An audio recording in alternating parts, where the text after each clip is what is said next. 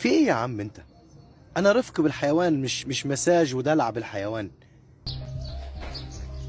فرحة، انت نايمة كده ليه؟ خلاص ما عادش في حشرات؟ خفيتي من الحشرات؟ بس اشتون بس. فور صباح الفل. بص يا فرحة، يوم ما جيتي توصليني بالليل شوية الأوباش اللي هاجوا عليكي دول أروح أجيب لك حقك منهم دلوقتي حالا.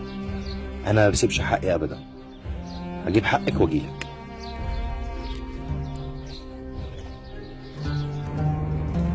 طبعا ده أول واحد حاول يهجم على فرحة وهي ماشية جنبي. لا فندي نايم ولا همه، كان أشرسه. ده التاني، ده التالت، وده الرابع، وده الخامس، وده السادس، والرجالة نايمة. دول اللي كانوا عاملين رجالة عليا أنا وفرحة بالليل وهي بتوصلني لحد البيت. طب نصحيهم بقى نشوف الدنيا فيها ايه. شباب شباب،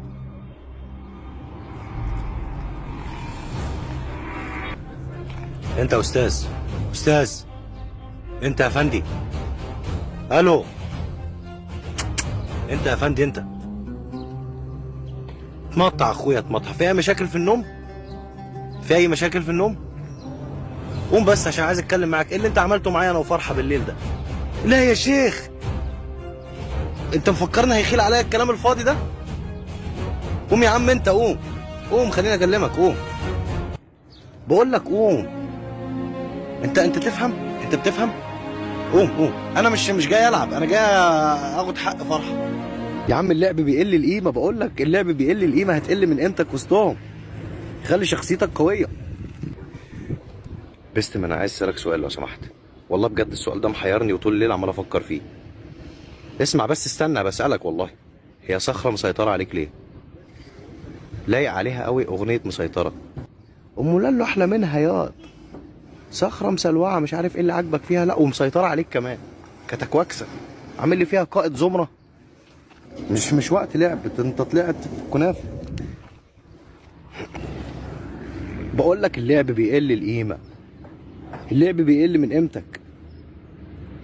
يا عم انت، يا عم مش عايز العب. في ايه يا عم انت؟ انا رفق بالحيوان، مش مساج ودلع بالحيوان. في ايه يا عم؟ تعالى يا عم، افرد يلا. ايوه افردها جامد، لا افرد كده اهو، اما اشوف اخرتها ايه. اهو يا عم، بطل مرقعه بقى. ما اشتريتنيش من سوق العبيد انت. ما انا مقدر ان انت بلطجي، بس لو سمحت ممكن دكتوره اسماء تديك حقنه؟ ما تبصلهاش. خلاص جاهزه يا دكتوره اسماء؟ جاهزه؟ بسم الله. حقك عليا. خلاص معلش، بالشفا. بس في قراد في جسمك ولازم تطعم. الف هنا يا حبايبي.